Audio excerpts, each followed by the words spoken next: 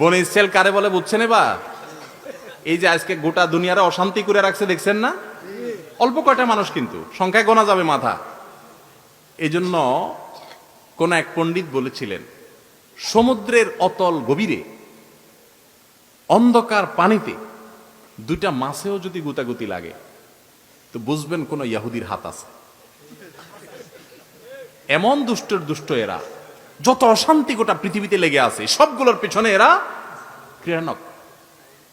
কোরআন তাদের সম্পর্কে যত আলোচনা করেছে, আপনি কোরআন যদি অর্থ সহকারে বুঝে পড়েন আপনি অবাক হবেন। কোরআনের শুরু থেকে শেষ পর্যন্ত বনি ইসরাইলকে নিয়ে যত আলোচনা আছে, কোন সম্প্রদায়কে নিয়ে এত আলোচনা নাই।